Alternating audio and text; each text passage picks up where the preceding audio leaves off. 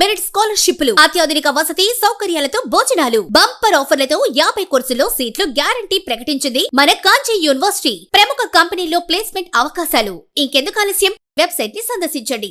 వివరాల కోసం నంబర్లకు కాల్ చేయండి. రామాయణంలో అంతా అయిపోయింది. రావణ పట్టాభిషేకం కళ్యాణం జరిగిపోయి పట్టాభిషేకం అయిపోయి అంత అయిపోయాక అయోధ్య తిరిగి వచ్చేసాక సీతాదేవి చూస్తుంది. సాయంత్రం అంతఃపురంలో చూస్తుంటే కింద ఉద్యానవనంలో వ్యాహ్యాడికి వెళ్తున్నారు కొత్తగా పెళ్ళైన జంటలు. అన్నీ చూసి మనసు పాడైపోయింది వాళ్ళకి. రావణ గారు కబుర్ చేసింది, అర్జెంటుగా మాట్లాడాలి, ఒక్క నిమిషం అని. రావణ గారు వచ్చారు. ఏమిటి ఇది ప్రాబ్లము అన్నాడు ఆయన. నాకేం లేదా, చూడు వాళ్ళు ఎంత ఆనందంగా తిరుగుతున్నారు జంటలంతా షికారులు ఈ సాయంత్రం వేళ. 13 ఏళ్ళు వనవాసంలో ఎప్పుడున్నా ఈ ఆనందం అనుభవించాము. రామాయణం ఎప్పుడు ఆ జంతువు వస్తుందో ఈ కూర జంతువులో కాపలా కాసుకోవడం, లేదా ముళ్ళు గుచ్చుకుంటే తీసుకోవడం, ఇవన్నీ లక్ష్మణ్ కాపలాగా ఇదే కదా మనకి. ఏడాది పాటు లంకలో ఉన్నాను, జీవితంలో ఈ ఆనందం నాకు దక్కదా అంది. రావణుడు వరం ఇచ్చాడు, రేపు సాయంత్రం నువ్వు నేను ప్రకృతి తప్ప మరో నరమానవ లేని చోట మనం అద్భుతమైనటువంటి జీవితాన్ని అనుభవిస్తామని. అలా ఆ అందమైనటువంటి అద్భుతమైన బృందావనం లాంటి ప్రదేశంలో వాళ్ళు ఆ ప్రకృతి మధ్య ఆనందంగా ఉన్న సమయంలో సీతాదేవి కోపం వచ్చి రావణుడి వారిని తోసేస్తుంది. ఏమిటి దుర్మార్గం అయ్యా అని. ఏం దుర్మార్గం? నువ్వు నేను ప్రకృతి తప్ప నరమానవుడు లేని వాళ్ళు ఉండడన్నావు, ఎవడో అక్కడ తెచ్చాడుతున్నాడు అంది. ఎవడెక్కడ అన్నాడు అంటే ఒక ఆయన వచ్చాడు. ఎవరు నువ్వు ఏం చేస్తున్నావు అక్కడ? మహాప్రభు, నా డ్యూటీ ఇది. ముల్లోకాలు తిరిగి వార్తలు సేకరించి మళ్ళీ ముల్లోకాలు చేరవేస్తుంటాను. దుర్మార్గుడా, నీ డ్యూటీ పేరు మీద మాకు దొరక నీ అపూర్వమైన సాయంత్రం భగ్నం చేసావు కనుక కలియుగంలో నువ్వు జర్నలిస్టే పుట్టి సాయంత్రం డ్యూటీ చేసుకుంటూ భార్యా పిల్లలతో ఎలాంటి ఆనందమైన జీవితం అనుభవించుగాక చేపించండి. అందువల్ల నేను శాపగ్రస్తులను నమ్ముతున్నా.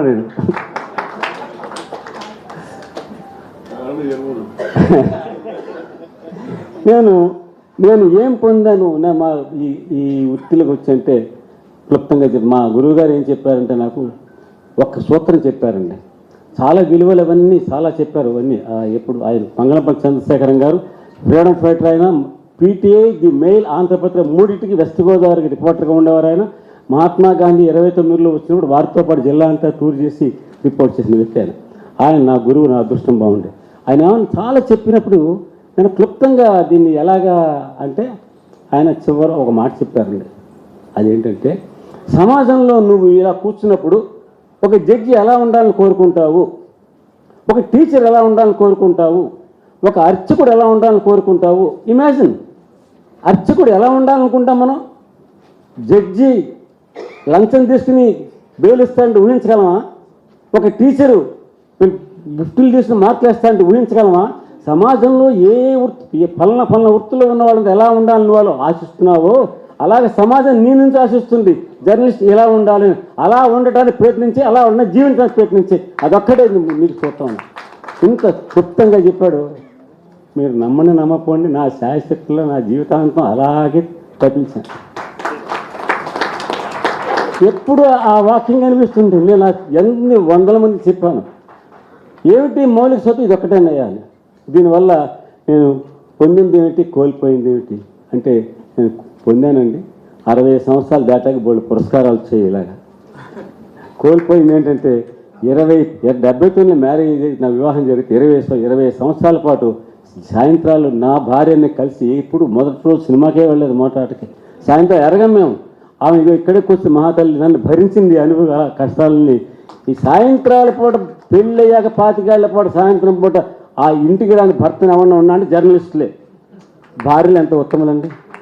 నా భార్య కూడా ఉత్తమరాల్లో ఒకటి. కాబట్టి నేను కోల్పోయింది ఏంటంటే, ప్రతి జర్నలిస్ట్ కోల్పోతాడు సాయంత్రం రాత్రి 12, 1 గంట దాకా పనిచేసి కుటుంబ జీవితం. ఈ కోల్పోయానది పురస్కారాలు పొందాను. కానీ ఇప్పుడు అన్నిటికన్నా వెనక్కి తిరిగి చూస్తే ఏంటంటే, ఏదైతే నేను నమ్మానో, ఏదైతే నా వృత్తి ద్వారా నేను పాటించానో, చాలా ఎన్ని ప్రలోభాలు ఉన్నాయి ఇందులో, ప్రిజ్యూస్లు ఉన్నాయి, ప్రత్యర్థుల ఎత్తుగాళ్ళు ఉంటాయి, రకరకాలు. ఒకటిగా కేసులు అన్నీ.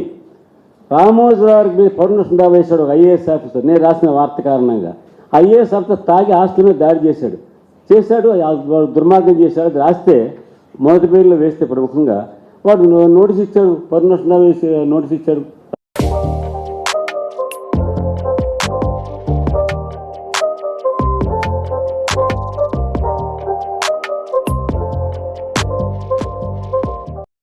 అప్పుడు నేను ఏం చేయాలండి? నేను ఆధారం ఏంటి? సంపాదించాను, ఎలాంటి చాలా సాహసాలు చేశాను. చివరికి మిడిల్ మేనేజ్మెంట్ విశాఖపట్నంలో పనిచేసి తప్పుడు వార్తలు రాయాలని నమ్మి ఒత్తిడి తీసుకొస్తే నేను రామోజీ కంప్లైంట్ రాశాను.